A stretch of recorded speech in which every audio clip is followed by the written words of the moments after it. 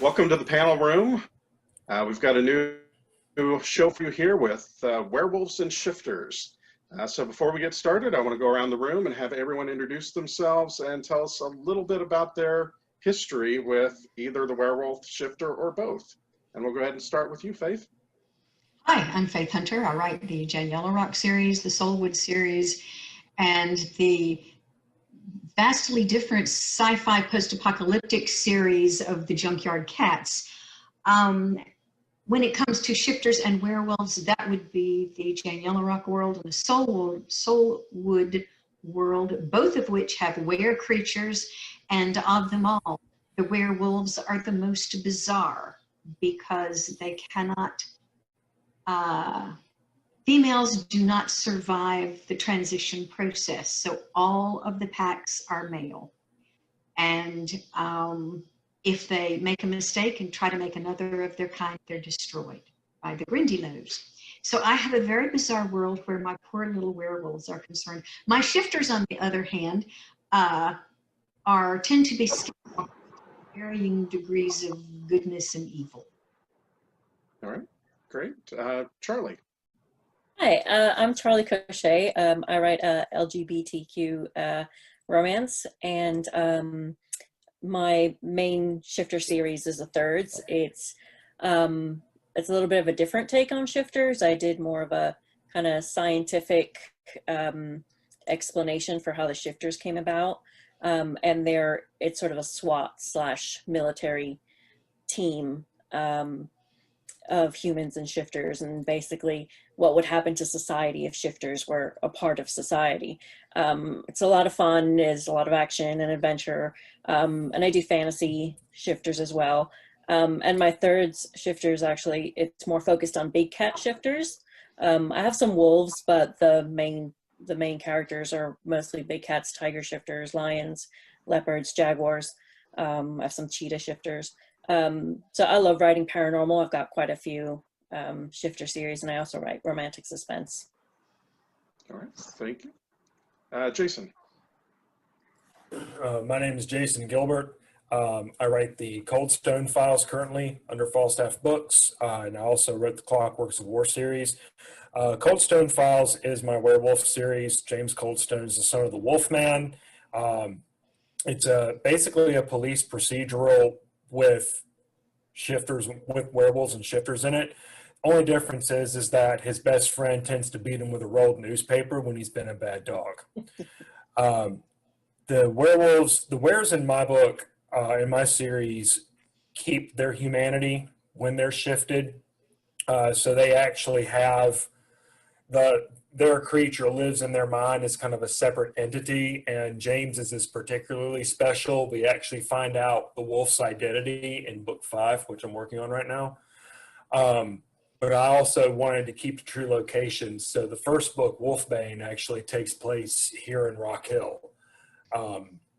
Then book 4 is going to be coming out soon, that's on a fictional island, but book 3 that actually just came out, it's in Jacksonville, Florida.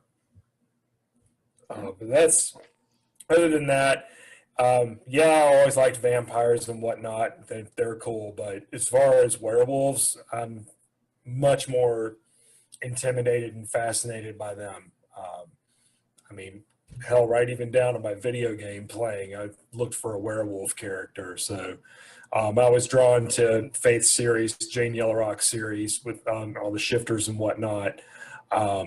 Same thing with the Dresden Files. Actually has a complete line of wares in it. My most recent book actually has a were-mouse that turns into a pretty comical scene because they pick him up for some inappropriate behavior. You can use your imagination on that. But yeah, Cold Stone's my first foray into writing about wares, and so far I'm fairly enjoying it. Yeah, great. Emily, how about you? Hi, I'm Emily Lavin Leverett. I'm a medievalist English professor and editor, and today on this panel I'm a writer. I have shifters in both my series. The first series, the Icefall Chronicles, that I write with Sarah Adams, is mostly about fairies, but there are were creatures in it. My second series, which I write for Falstaff Crush, is called The Wolf and the Nun. The first book is The Wolf and the Cloister and is out now. It's a historical paranormal romance set in 12th century England, and the wares in that are a bit different. It's based on Marie de France's poem Biscleret, and the Biscleret character turns into a wolf 3 days a week. And so it's interesting for him to try to live that way. Okay, great. And finally, Tamsin. Hey, hi, I'm Tamsin Silver, and I'm also an author with Falstaff Books. I write both urban fantasy and historical fantasy. Most recent one that I have out is the Untold Legends series. There you go. That is book one. It's The Curse of Billy the Kid. The second one came out about 2-3 weeks ago, and that's The Torment of Richard Brewer. And I'm currently finishing up The Murder of Cricket Kugler. And those definitely, the main bad in that is werewolves, or a shifting creature that is a wolf. Not necessarily ever really called, they call them werewolves, but I really did that one specifically on the moon cycle. So that's a pain in the behind. I decided this would be a great idea. So if the moon is out, they can shift. The moon is not up, they can't. And so I had to, that seemed like a really cool idea until you get to book 3. So, and other than that, I have werewolves in the Windfire series as well. And they're very different. They can shift whenever they want to. And in that series, there's both good and bad. And in mine, they tend to be just bad in the historical. All right, great. Now, my first question, I'll start with you, Charlie. And I kind of asked this because we've done a vampire panel already, but kind of to have a feel for werewolves or shapeshifters, what tropes do you believe need to be there for it to be categorized as either a werewolf or a shifter? You know, what are those things that can't be changed? Because, you know, we all know that we all change things when we can, but what can't, just in your opinion? Well, I would think the most obvious is they'd have to shift or change into some kind of animal. I think, you know, you can't really call it a shifter if that doesn't happen. It's a tough one because like everyone does such different things with their shifters. I think also what happens to their clothes is always a big question, that whether, you know, if they disappear. It's funny because like readers don't question the fact that you have like a human who's changing into an animal, but the question that's always asked is, you know, where do their clothes go? So, you know, whether they magically disappear or, you know, they have to get, you know, undressed first to shift, but you always have to take that into consideration. And I think also in some instances, maybe what the consequences are of that shift, like the actual shift, do they just like magically in seconds shift into an animal? Is it a more complicated procedure? In my third series, the guys, the shifters, they have to actually undress, and it's more of a painful process. So like their bones pop out of place and fur grows out of their skin, and it takes several seconds. It's not something that they just bounce back from, and there's a care process that comes after the shift as well. So I think those are, off the top of my head, I can think certain elements that we kind of see in all books that have to deal with shifters. Definitely. Now, what makes them unique in your stories, in your universe? Well, in my universe, what I did was the shifters came around from the use of chemical warfare during the Vietnam War, and soldiers were infected with this virus, and then they came home and infected their loved ones. And then the governments came together to create a vaccine, and that vaccine awakened a dormant mutation within the human DNA. So the strains of the animals that were used for the vaccines mixed with the human DNA started this new race of shifters. And suddenly humans were shifting into these specific animals.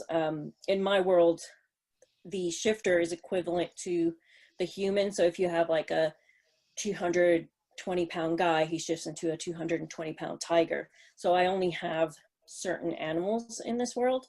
And so the third takes place with, they had to create this law enforcement organization because now suddenly you had people who could turn into tigers and lions, you know, running around the streets. So humans couldn't really cope with that. So we have the Thirds organization, which has a fantastic acronym because it's the Therian Human Intelligence Recon Defense Squadron.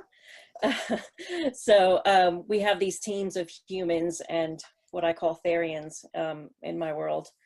And so they're trying to promote equality between humans and shifters. And so these are the series deals with Unit Alpha and Destructive Delta, which is the team that gets called out, and they're like a defense team. So they're like a SWAT team, and they get called out for shifter crimes.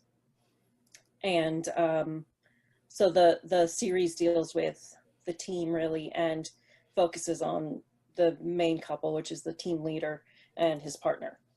So it deals with a lot of sort of like prejudice and how humans always kind of develop this new hate for things they don't understand. So in this world, it's the shifters and Therians and this war between humans and Therians and how this team is just trying to keep the peace and like bring about equality for everybody. Perfect. Jason, how about you? Any tropes that are essential, and what do you do that's unique in your universe? So, kind of, sort of like Tamsin, my wares can change whenever they want. But what's different is during the full moon, James can't help it. So, where he can be in a situation where in a pinch he can shift and in a pinch shift back to human, no problem.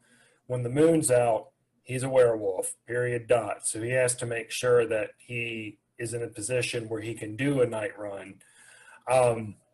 So that's one of the tropes that I want to keep around. And then, of course, you know, the way they behave, their loyalty, their personalities and whatnot, because, I mean, they're dogs. Shifters in my world, the only thing they can't really shift into is another human being. So they can shift into animals or they can shift into were versions of those animals. We have that in book 1.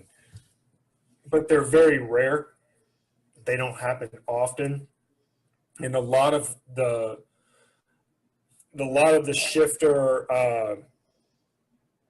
magic and a lot of the, you know, what's behind wares and whatnot has a lot to do with Native American lore and Viking lore. So you get a bit of both. Fenrir is brought up quite a few times, and then in the new book, we're starting to see some more of the Native American side of things come in as James discovers more about himself. Difference, though, is with the shifters, they've always been able to keep their humanity because they're just shifting, whereas we're not. So there was an event that happened, you know, way back when, so that they could also keep their humanity. Excuse me. But that's mostly the tropes I keep in. It goes back to with it's more of a personality thing. Now, as far as the size of them, like what Charlie was talking about, James is 6'5" and about, I'd probably give him 240. I mean, he's not a small dude. When he shifts, he's 8 feet tall and 800 pounds. He's giant. He looks about like a gorilla in a wolf suit. Same thing with all the wares. They get enormous. So that's one big difference. And that's why my shifter villain in the first book tends to prefer to shift into werewolf form when he's fighting James, so he has a fighting chance. Now, to account for the mass, do you do anything in your writing to the change from the 240 to 800? He feels his muscles growing. He feels his bones shifting around and changing. I mean, I keep it brief because I am the wordy dude who will give you 6 pages of what the shift looks like if you let me. So I try to keep it concise. And then as far as explaining the clothes, he has to strip or he's going to lose whatever he's wearing. So he has no problem changing if he's dressed. So there have been occasions where his best friend Phillips had to go, dude, we need to stop by the store because you're running out of outfits. You've shredded all of them. All right. Emily, how about with yours? Mine are a little different. Marie de France was writing in the 12th century, and her werewolf story, she's very specific. He's the first werewolf written in England that stays sane when he becomes an animal. And so it's different. Like I said, it's not on a lunar cycle, it's on a weekly cycle. So I feel you, Tamsin, with going like 1, 2, 3. How many days does it take to get to France, and how many times would he change? And but in the original story, he leaves his clothes in an abandoned church, and so I kept that. So he goes and takes off his clothes and turns into a wolf for 3 days. He's had a crisis of conscience because he thinks he's better off as a wolf than a person. He enjoys hunting and killing, and sometimes even hunting and killing people. And that happened to him. He turned into what he turned into in the Crusades. And he thinks it's a curse. Whether or not he's right, he has to figure out. But he's very much happier as a wolf, and his first wife divorced him for it because, I mean, you kind of understand. She worried that he was cheating, and it actually turned out to be worse. 3 days with a week with a mistress is solvable. 3 days as a wolf is not. So it's very different than a lot of stories for that reason. But it's also a romance, and so it's not as dark and scary as it could be. The werewolf, he is a really genuinely good person, and the other character, Marie, based on the nun Marie, is also kind of an outcast as a nun because she's also divorced.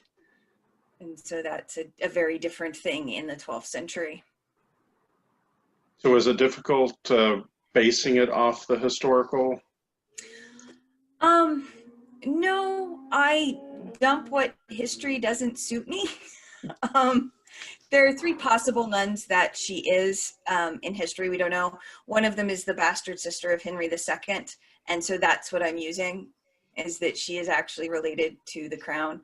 And I use the historical background. Honestly, the most difficult thing I have found is the fact that I had to invent fast travel because I did not have 3.5 months to get from Ireland to France.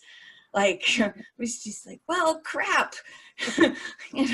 Where are the airplanes? They're only, 8 centuries away. We can just went in. So that was like my biggest problem in terms of history was stuff like that. Thankfully, there's magic, so it's possible. But All right, perfect. Tamsin. Both series are very different with the way that I look at the werewolves. A lot like how Charlie has we talked about how they need to be seen as equal by the humans and talked about equality. And my Windfire series and the Moon Over Manhattan series, which will be coming out in 2021 with Falstaff, they're in the same world. And it's that idea. They can change whenever. I didn't want to deal with that at the time with the clothing. So it's kind of a magical situation when they shift back the clothes are there. And I gave myself that because I was like, it's fantasy, I can do what I want. And so, but with the Billy the Kid stuff, if they shift, the clothes are gone and they're naked. And so there are scenes I forgot to mention, I do have a skinwalker he is from a tribe in Alaska, and he's a raven. And so Billy is always being like, do you have pants with you this time? Because you're not shifting if you don't have pants. He's like, don't sit in my car. Do you have clothes? Like it's an ongoing, do you have pants situation with him? And he's a young boy. And he's like, he of course, kind of like how Jane Yellowrock is older than what she looks like. So is he. And so he's like 60 and he looks 12. And so when he shifts, so but yeah, he's still of the tribe. He still just has he goes naked, or he has a loincloth of some kind, and Billy's like, these are pants, you can put these on. But as far as the usual tropes, and I really did find out the pattern of the moon in New Mexico at that time, because I'm a sadist, and I wanted to, and I played with it. It is not that way with the other one. So it's kind of what I like is that, but they both definitely take time to investigate and explain the transition, which I do think is important. I remember when one of the characters in Windfire, his first change, they have, and I do it in this one, that he's chained so that they can make sure that he can do the change safely. But I do go through bones moving and everything. And I think that's a trope that that I like to use. I guess I always want there to be, if you've got supernatural gifts or curses, there's a payment for that. I'm always a big fan of, if you're gonna get that happy Disney ending, you earn it. So if you're like, why does she torture her characters so bad? That's because I want them to earn happy. So yeah, that's a little bit of the difference. And the werewolves in the Curse of Billy the Kid series are, people who don't really understand them see them as demons. And that's not fully the case, and I don't want to give more away because it's part of the storyline. Definitely. Now, do your werewolves or shifters, do they keep their humanity? Or do they lose it when they change? So that's actually one of the things that's concerned in Windfire and all. They keep their humanity and all that. In the Curse of Billy the Kid, some do, some don't. Especially as we get into the 1949 section, you learn there are some that they refer to as ferals, or ferals they have tried to train. And they are a little more like serial killers instead of having a cognizant thought. So some do, some don't. Okay, great. Faith, how about with you?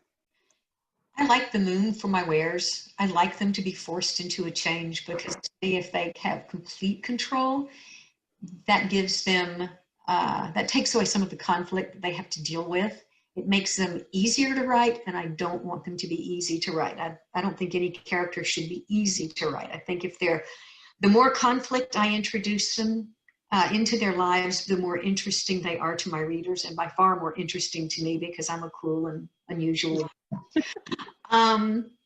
Tropes about clothing. My characters believe in luggage.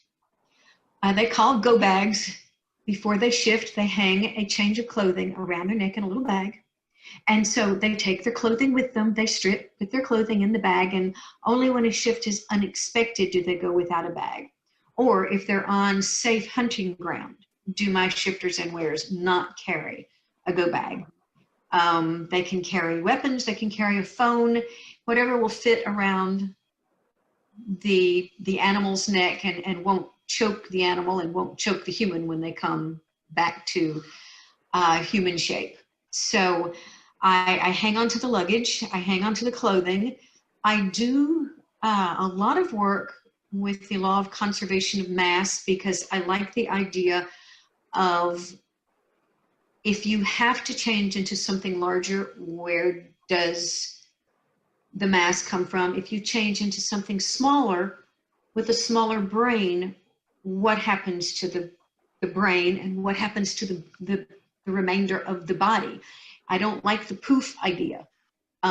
So my characters use non-organic material, i.e. stone with, no possibility of fossils in it, to deposit their mass into and to take mass out of when they shift. Now that's my shifters. My were creatures are all completely bound by the law of conservation of mass. So if the only ones that survived the curse that created were creatures are the ones that were large enough to shift into that creature. Anything else shifted and died, and so those were creatures disappeared and never came back. And therefore, all of my were creatures are predators because they would have eaten anything else that they perceived as a threat. And that has made it, that saved me a lot of trouble. I don't have to worry about were rats or were gophers or anything small. All of my wares are predators, and they fit in with the size change of humans. That said, I do have a 300-pound werewolf, and I did not explain where he got the genes for that, but in my opinion, there could still be direwolf genes left over in our wild wolves, and no one has ever said that's not so. And so that's where those that one particular big hulking werewolf comes from. So I think I answered all of your questions. I'm not sure. Oh, and I do like the trope. I do use the trope of silver being that will immobilize them. That doesn't necessarily kill them, but if they are shot with silver, the silver has to be dug out before they can shift back. And so therefore they can be killed with a silver bullet if it hits them at the wrong time, if it's not dug out so they can shift back. Silver can shift them, can kill them. Regular ammo does not. So I did play with that trope, and I've had a lot of fun with that one. Yeah, I'm glad you actually brought that up, because I kind of did the same thing in a way. The silver to werewolves in my world is poison. So getting shot, I mean, one of us gets shot in the shoulder, it's really going to hurt, and we're going to need medical attention, but they'll dig the bullet out and we'll probably be fine. James gets shot in the shoulder and the bullet is in there, but now he's getting silver into his bloodstream and it is spreading through his body. And it has to be dug out before it kills him off. Yeah, and then he'll be hung over for it. It's not just oh, I'm fine. He's got to get over being poisoned. I do that with my vampire characters. Yeah. The longer the silver stays in them, the more poisonous it is, the more toxic it becomes, and they can die from silver poisoning. But I let my werewolves be able to mostly just be stuck in form and in a great deal of pain, and eventually have to have surgery to remove the toxin. Now your Jane Yellowrock series, she's a skinwalker. Yes. Which Tamsin did mention.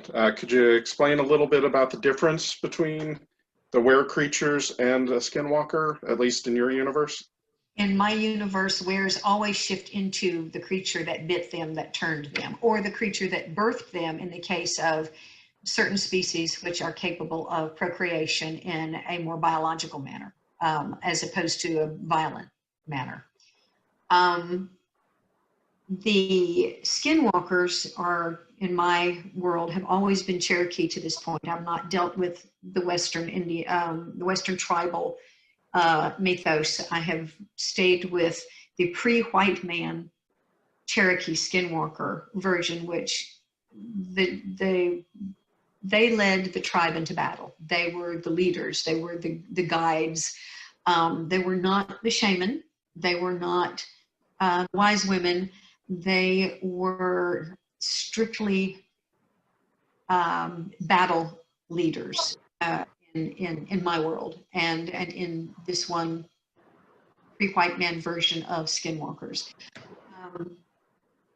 So when you combine the need to be the same size, or the risk of losing your humanity if you become something smaller and you can't figure out how to get that part of you back into yourself when you shift again into human. And then also the problem of what happens if you can't discard the extra mass you took on to, say, become a buffalo, or, well, not a buffalo, but a larger predator, a werelion, that's necessity much larger and heavier than your human self. Then if you shift back and you can't get rid of that extra mass, how big are you going to be? And mine are going to maintain that mass. So that's the fear every time that they shift mass, is that they're going to be larger or smaller or lose themselves. And so it's a real concern in terms of problem solving and conflict. And like I said, I really like to torture my characters, so I let that be a problem all the way through it. But that is, I think, that law of conservation of mass sort of sets them aside a little bit from the norm of skinwalkers that that are a part of traditional mythos in all parts of the world. All right. Did I answer your question? I'm not sure. Yes. I was wanting to know more about skinwalkers, and there we go. So the next question is going to kind of jump off a little bit. And I'm going to start with you, Jason. And I might know the answer based on the fact that your character is the son of, the Wolfman. Mm-hmm. But what was the most influential literary, creature, werewolf, related, how do I say this, movie or book that drew you to werewolves? So I would be tacky and say American Werewolf in London, but I actually didn't watch that in its entirety until about 2 years ago. So it's always been more artwork than anything. I've always liked, the artist renditions, the more gothic looking artwork of werewolves and the whole concept of it. There was a video game back in the day called Killer Instinct, and there was a character named Saberwolf, was a werewolf character that I played with all the time, and that's his look is what Jane's is based on. And then as the vampire craze really ramped up, and we had True Blood, and then we had Twilight come out, and it was like, yeah, the next Twilight movie has werewolves, and so I went and saw it, and Jacob turned into Marmaduke, and that's not a werewolf. So then came Dog Soldiers, and I don't know if any of y'all have seen that. Those are werewolves. Biped, real nasty werewolves. And it reminded me of the old Lon Chaney movie, an upright wolf man. So that's kind of where I drew from. And then as far as what, goes through James's head with his wolf, that is, like I said, his wolf has more of a Viking background, Fenrir, the wolf god, and that gets delved more into in the new book. But yeah, it's mostly been film and art. I read one werewolf book back in the 90s, and it was horrible. And then I read the Jane Yellowrock books, and I liked the Shifters and whatnot that she had going on in there. But most of my influence, honestly, has been visual media. Emily? 100% for this one, it's the poetry of Marie de France. Like, it's the romances. And it's also medieval romance, though. That's what my scholarship is on. And it's not romance like I write romance now, but knights and ladies and, adventures and monsters and magic and all of that kind of stuff, Arthuriana. And I've always loved those. And so it was interesting to get a chance to rewrite them like the ways that I wanted to. In Marie, he has to have his clothes to change. So when his wife finds out, in Marie's story, when his wife finds out she has a knight who has a crush on her, steal his clothes so that he's stuck as a wolf for years. For me, it's not the clothing. He has a talisman, and if that's taken away, he'll turn into a wolf no matter what, but it's the only way he can get back into being a person. And so at one point he does lose it. And I did discover it is kind of hard to write a book from the point of view of a person who can't talk, because they're a dog and dogs can't talk. So like fast travel, I had to find a way to fix that. But yeah, the history and just the idea of knights, and I deal a little with a crusade, but not much. It's not necessarily a pro-crusader point of view. But the big bads in the book are demons and people that are using or being used by demons, not any particular other group of people, which is straying from the subject matter. The subject matter would have definitely been, you know, pro-crusade. But yeah, mostly medieval stuff. Okay. Tamsin? So Windfire series, I would say actually, because I'm a gamer, mine came from a LARP that I used to play, which was a mixture of Vampire the Masquerade and Werewolf the Apocalypse by White Wolf. And a lot of the art in there. And in that series, my wolves can do different sizes. They can be normal wolf size, they can be larger, they can be on their hind legs and be the typical big werewolf that you imagine. And you see a lot of that drawn in the White Wolf books. And so I kind of got my idea for them there. As far as the Untold Legends, they actually just look like wolves. And they are bigger or smaller based on how big they are as a human being. But the reason I chose wolves was because it is we're taking place out in the Wild West. It's 1878. And I wanted, so there's a creature in Irish folklore that I built off of, and she is known as the creator of monsters and heroes. And so for her monsters, I chose wolves because I felt it would blend the best into that time. And then of course, Billy of course is some of the heroes she makes to battle them, because she likes to pull strings and be the puppet master and cause chaos. So, but yeah, I didn't choose that based on any kind of movies or anything. I just really wanted wolves because it fit better with the time for historical work. Okay. Faith? I'll take this in a slightly different direction. I made it a point to avoid certain people's existing work. I made sure that my pack structure was nothing like Patricia Briggs's pack structure. So I read it her series very carefully. I'm a huge fan anyway, so, not a burden. But I made sure that my pack structure was very different. I made sure that the method through which my were creature shift was nothing like Laurel K. Hamilton's were creatures.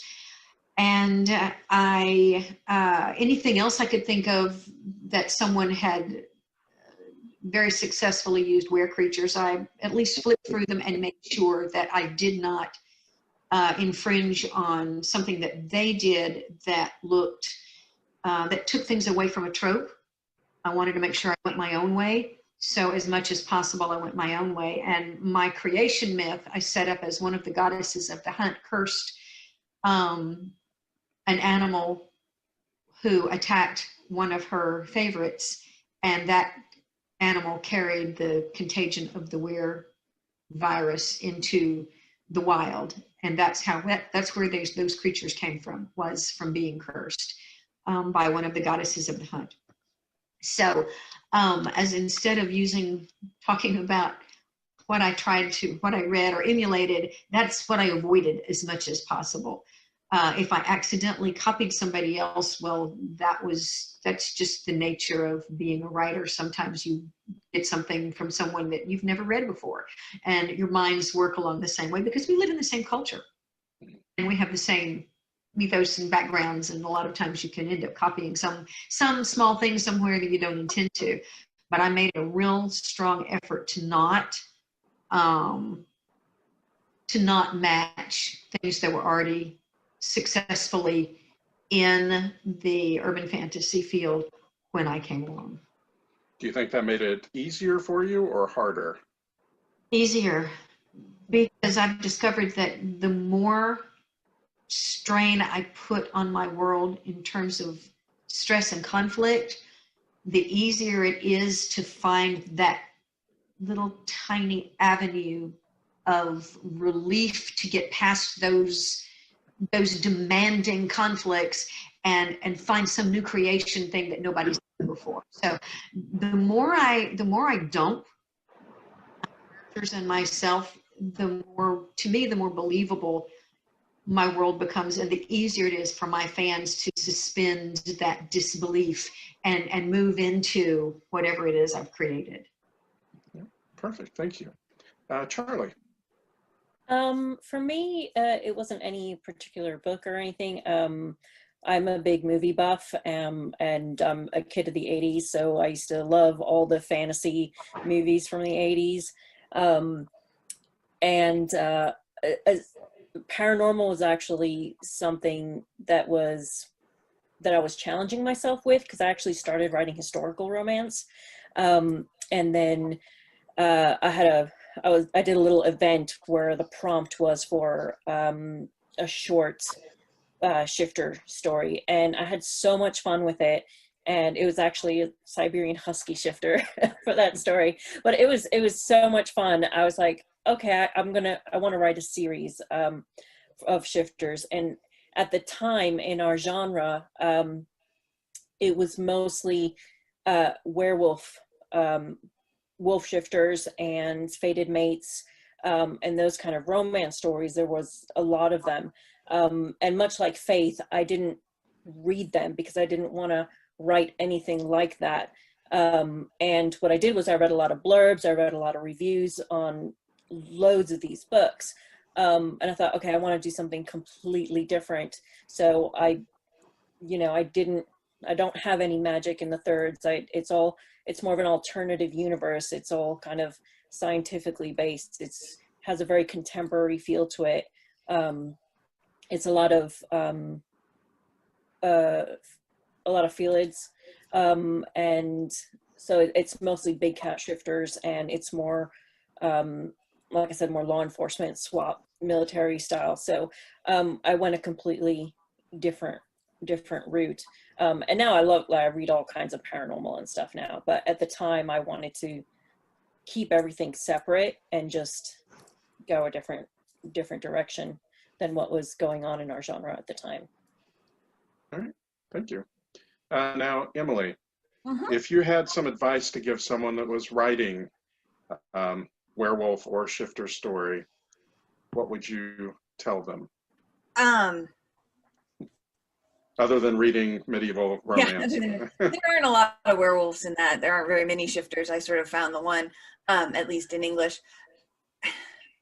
Sort of similar to what Faith and Charlie were saying, pretty much to write what you want. It can be super easy to be constrained by what you think people think it should be. And there is space for people to do things differently. Even though mine are romance novels in the modern sense, I'm pretty sure I'm not ever going to deal with a fated mate situation. That just is not one of the ones that I'm interested in. But I would also say read outside of that stuff. Like because medieval romance does not have a lot to do with a lot of modern urban fantasy until you read it and see that it could. And so that just happened to be my way into it. And I never in a million years thought I would write romance. if you went back and told me at 22, hey, guess what? When you're in your 40s, you'll be writing romance. I'd have thought that something had happened to me and I was a horrible feminist, and God only knows what it was that had happened between then and now. But now that I understand romance, I understand it might be the most feminist genre out there. But like, yeah, just don't be afraid to do things the way you want to do them, so long as you stay coherent in your own world. Tamsin? Oh yeah, I get to go after that. Thank you so much. Because yeah, that's what I was thinking when you asked the question. Enjoy what you write. There's no rules. This is fantasy. You can do what you want. And so write what you love, whatever you see in your head, whatever you like to do. You know, if you want them to be bigger or small, it doesn't matter what you do with their clothes and whether they change and you go through all that. It's about whether or not you really see it, and if you really have a passion for it, and if you just create the world, make that world strong, stick to it, and then follow through, and you can't go wrong. You just can't. It's fantasy. All right, perfect. Faith. Oh, what was the question again? I'm with Tamsin. After Emily said all that, I'm going, Yeah, so what was the question again? Just writing advice you'd give to someone that's wanting to write in this genre, or your specific genre, because I know we've got, 5 people here, and they're all slightly different, but they're all still shifters or werewolves. So I really stink at writing romance. I can write romantic tension, but I can't really write romance. I know my limits. My urban fantasy tends to be toward action, adventure, violence, solving of crimes, murder, vengeance.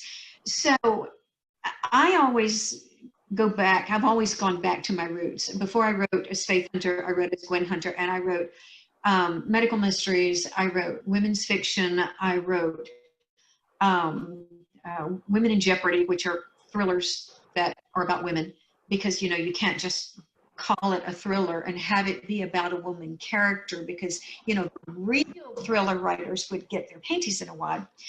And so would a lot of our real thriller readers, or so the conventional wisdom went. So I wrote all of that, and that meant knowing police procedure, and that meant doing ride-alongs, and that meant reading a lot of I don't care for true crime, but a lot of work written by people who do their research in forensics, and also knowing some forensic pathologists. So I can call and ask questions even after 10 years. I can call and say, hey, remember me? And I say, oh yeah, well, I'm writing different stuff now. I have a vampire. I want that one to dissolve. So, I can use all of those Gwen abilities and all of that research and all of those contacts. And I like reading crime fiction, not the true stuff, but crime fiction. And that has been the biggest help to me in terms of writing urban fantasy with an adventure flair as opposed to a romance flair. That's the only thing I have to offer there. Write what you know. Exactly. And utilize all of your resources, which include people and your past. So. Oh, I had a 2-hour discussion with someone about lie and how it affected a dead body in a casket and how long she was buried. And we at least 2 hours on Zoom discussing dead bodies and did you discuss the correct kind of lime? We did. Yeah. We had to discuss the kind of lime that would have been used in 1949. Right. Specifically, and how much it would have done, and because when they buried her, they filled her casket with it to help cover up evidence. Yeah, and I had to know. That's the thing with historical. I didn't learn until I wrote a medieval historical romance that they didn't have matches until the 1800s. Thank you to my editor, Lucy Blue, who knew that and was like, nope, you can't do this. Oh, yeah. I should have known that. All right, Yep. perfect. So you had, Tamsin, you said 2-hour Zoom call. About how much does that take up in the story? It's a couple page scene. Okay. But I needed it right because all of the historical books about opening her casket, everyone talked about how she would have just been bones. And I'm like, I don't think that's right. And so I wanted to find out exactly how I was going to describe when they exhume her. I needed to be able to describe what Billy sees. And I didn't want to be wrong. Perfect. But yeah, it's like a page where we actually discuss what she looks like. It's a paragraph. But if you hadn't done that, how many people would have complained? Oh yeah. Oh yeah, someone would have. Yeah. All right. So Charlie, how about you? Some writing advice for people? I definitely write what you're passionate about. I think that's really important because I think if you just try to write to trend or you try to force something that's not really in you, in your heart, it'll come through in your writing and your readers will be able to tell. If you're passionate about something and you're excited about what you're writing and you love what you're writing, your readers pick up on that and they get excited about it too. And, you know, because it's not just you writing behind a screen and then throwing it out there, you know, especially with social media, there's interaction with your readers. And, you know, it's the best thing in the world is when they contact you and they message you and they're like, oh my God, I love this character. And, you know, I love this scene. And, you know, they know more about your book than you do, because if you ever forget something, all you have to do is say, when did this happen? They can tell you, hey, chapter 3, book 5, paragraph 4, third line, you know. So I think it's really important just to write what you're passionate about. But also, even if it's fantasy, paranormal, shifters, research is really important. I know even if there's magic involved, for the thirds, I had to do a lot of research because there was the SWAT element to it. So I had to consult with people about the kind of equipment, the kinds of, you know, their armories, the guns, everything. And then remember your rules. So if you make up rules in your world, because then someone will point that out later on. It's like, no, but wait, you said they couldn't do this, and then but you've got them doing this over in this book. So I think remembering your rules. And if you're writing a series, don't wait until book 7 to start a story Bible. Start with book 1. Because I made Jesus that for Melissa. Yeah. The third series is 10 books with 2 companion books that are both 120,000 words each, plus spin-offs. So book Bible is really important. So I would recommend starting that like book 1 if you know it's going to be a series. Right. Very important. And now My editor does that for me, and I love her immensely. I cannot say good enough things about Melissa MacArthur. I can't. So I've probably given Jason the hardest one to have the writer advice after everyone else. But I agree. I agree. You gave me the hardest one, and I agree with everybody. Have fun with it. I mean, your werewolf does not have to be a tortured character. James is not even remotely tortured by the fact that he is a werewolf. He has other things torturing him. He has severe daddy issues, obviously. But, I mean, for crying out loud, in my series, a character beats a werewolf with a rolled newspaper. There's another scene where he snarls in the guy's face, and the guy looks at him and goes, save that shit for somebody who didn't go to college with you. So, you know, have a good time with it. And, you know, like Emily said, write what you know. I don't write romance. I don't write sex scenes. I like to write what I'm good at.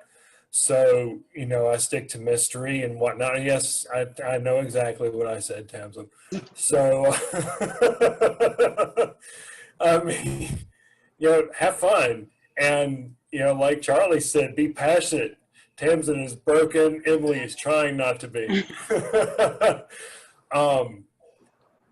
You know, and if you're writing a super serious book, and that's cool, and that's your bag, but it's starting to bog you down, man. I mean, write a scene that's funny as all hell and completely out of character, but then don't delete it. Put it away in a folder called Words for Later, because you may surprise yourself that that scene that you wrote that made no sense and was completely out of character, and you were literally just putting a snot rocket on the screen because you needed to explode for a minute, that might come in handy later. And there's a day where in that particular chapter you're in a pinch, but you're trying to get your 1,000-word goal because you're that anal retentive, and you can just copy paste 700 of those words and you're done because what you wrote that day fit right there. Every book that I've written, every single one, I do my chapters by different files, and then every book has a folder called Words for Later. So definitely with Charlie do the World Bible, because I waited till book 3 to start doing that, and I'm ready to blow my brains out. But the Words for Later folder is probably some of the best advice I've ever been given. Never delete, no matter how goofy you think it is, because you never know, you might be able to use that. All right, perfect. Thank you. And that's going to do it for us today. But before we leave, go around again and let everyone know where they can find you on social media or find your books. And start with you, Tamsin. People can find me at tamsinsilver.com. You can also find me on Twitter under Tamsin Silver. Same thing on Facebook. And you can also join, I have a new newsletter that I'm doing. And you can join that, or you can ask me questions right through my actual first page on my website. Every single topper has a place where you can just jump to and ask questions. I'm going to be doing live videos soon on Facebook, and I'll be addressing that. So you'll be able to find me there as well. All right, perfect. Faith. I can be found at faithhunter.net, and while I do occasionally appear at Twitter, I don't enjoy it at all. I might show up there literally once a month to go through and look at all of the things I've ignored. I just detest it. So I'm not very fond of Facebook either, but I do go to Facebook more often. I have several fan pages there. I have Beast has her own page called Beast Is Not Prey. And I can be found under Faith Hunter and Faith Hunter Official, Faith Hunter Author. You can do all of those searches and you can find me. And then the fan pages are fairly easy to find thereafter.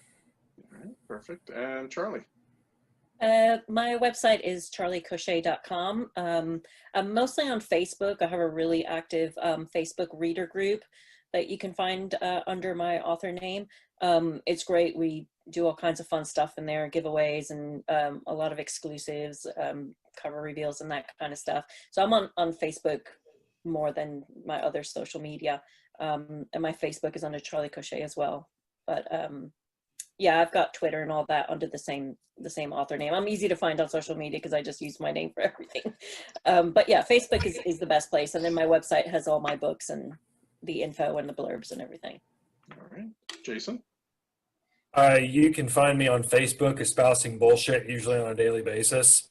You can search me by name, Jason Gilbert, because I'm super creative. Jason Gilbert, author, for my author page. I have an author page on Amazon. You can check out my website, jasonhgilbert.com, that I probably really need to update because I really suck at that. I do have a newsletter, so as soon as you go to the site, you can sign up for that. That's actually about to change up soon, so if you like free stuff, definitely check that out. And if you really don't feel like hunting me by individual and you want to check out a bunch of other awesome authors, you can also check me out at falstaff.com. Falstaff Books, they've got a whole slew of awesome authors that I get to hang out with and sell books with. And yeah, buy my stuff. See, I said stuff, not shit. You happy, Jim? And then Emily. You can find me at emilylavinleverett.com. That's my author page. There's a newsletter sign up there, and with signing up for the newsletter, you get a free story It's a vampire story set in the Icefod Chronicles world. You can find me on Twitter at Emily Leverett, Facebook, Emily Leverett, Instagram, Emily Leverett Author. But that's mostly cat pictures. And lately, because my school is still managing to meet face-to-face every day before class, I take a picture and post a selfie of my mask of the day. So you can follow that if you like. My newsletter also has masking cat pictures in it.